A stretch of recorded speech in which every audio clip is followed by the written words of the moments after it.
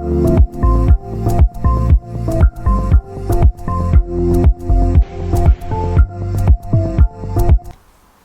guys, and welcome back to my channel. This is episode number 12 of the Diverse Places revision series over here on my channel.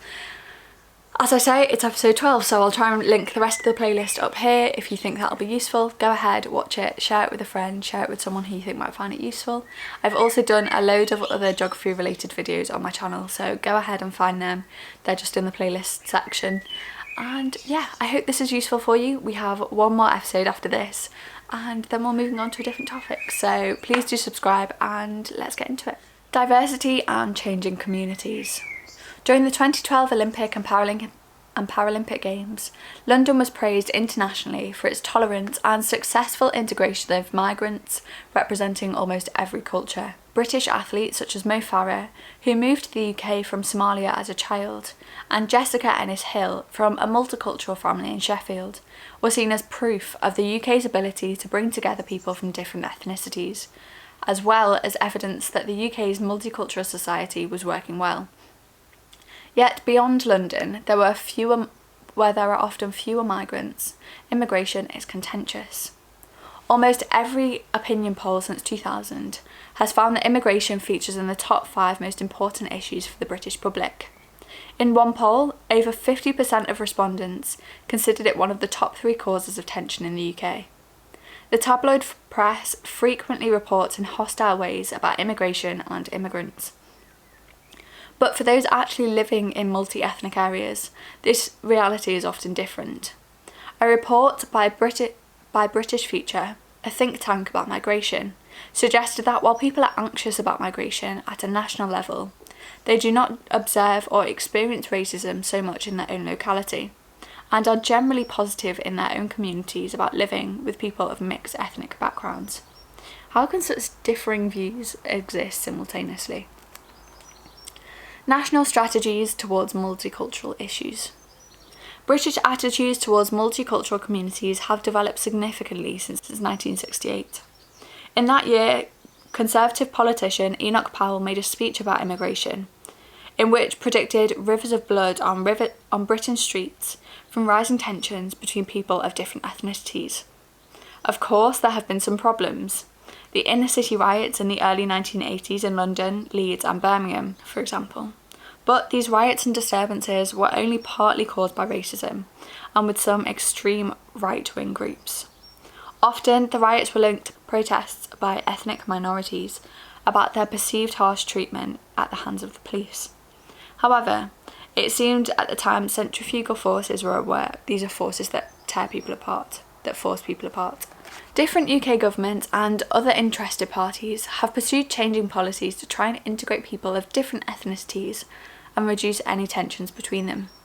Early immigrants in the 1950s lived detached from the majority white community, segregated into separate enclaves. There was little understanding between the different communities, and events such as London's annual Notting Hill Carnival were started in an attempt to bring people together.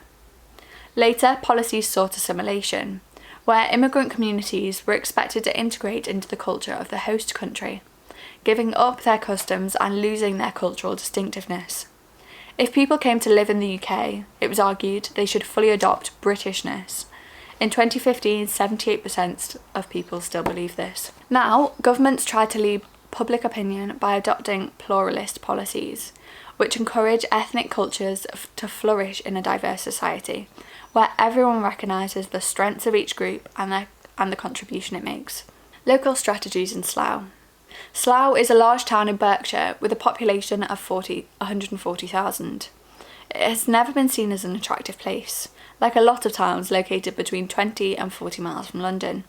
It consists of many uniform suburban estates.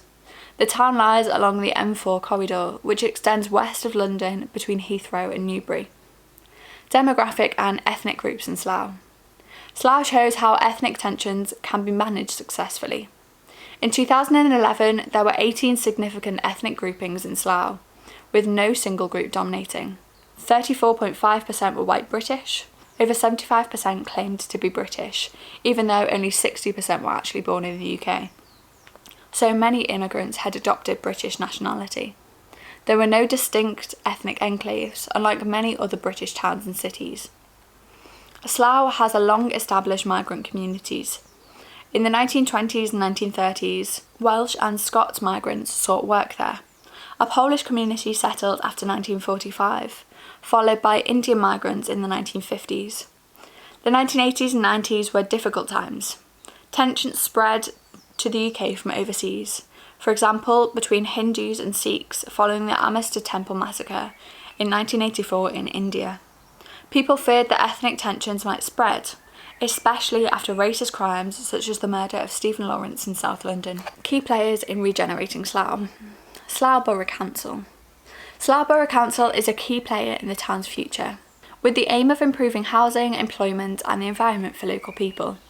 It has already identified 39 brownfield sites for regeneration, mostly housing. Early projects include 3 housing developments near the town centre to provide over 200 houses and flats. However, no affordable housing has been included in this. 29 new council rented houses and a community centre on different sites. The Curve, a new cultural learning centre with a library, adult educational facility, cafe and performance centre. A new sports stadium for Slough Town Football Club at Arbour Park, with football pitches, a multi-use games area, clubhouse, an accommodation block, athletics track, dance academy and 89 new homes.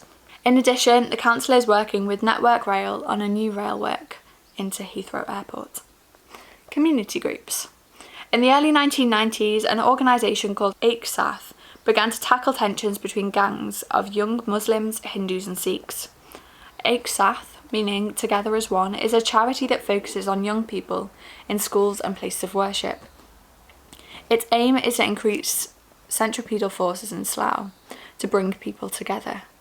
Ek Saath works with teachers and young people on themes such as extremism, anti-racism and a programme called Saying No to Knives. It interacts with primary and secondary schools and also with Thames Valley Police, using discussions and workshops aimed at multicultural understanding. Ek Saath trains young people, teachers and youth workers to deal with sensitive issues. The charity has also engaged with Eastern European migrants who have settled well. Stakeholders in the local economy.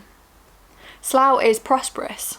The town's proximity to Heathrow has led many TNCs to establish offices there, such as BlackBerry, O2, Nintendo, Mars and Dulux. However, Slough does have its problems. The greatest need is for affordable rented housing, such as the local council has 7,000 properties and a waiting list of 7,000. Pressure is growing as cuts to housing benefit force many low-wage earners to move out of London to the commuter towns such as Slough. The Slough Regeneration Partnership was formed in 2012 between Slough Borough Council and the local construction company to begin regenerating the town. Aspire Southall is another partnership between companies in Slough and Slough Borough Council. It aims to develop employability skills among the local population. Programmes involve young people, teachers, parents and training advisors in building skills, using professional trainers from the council and a local college to encourage young people from Slough's multicultural communities. It has its own training centre and the programme is being managed by local companies such as Mars. And finally, environmental stakeholders. Slough Borough Council is also responsible for community health through improving the local environment, transport and safety. However, air quality is hard to manage so close to the M4 and Heathrow. And that is the end of episode 12 of this series. I hope you learnt something. I hope you can take something away from it. Please do subscribe down below if you found this useful, and I'm uploading the final episode in this series, same time, same place next week, Monday at 4:30 p.m. So I will see you there. Bye guys.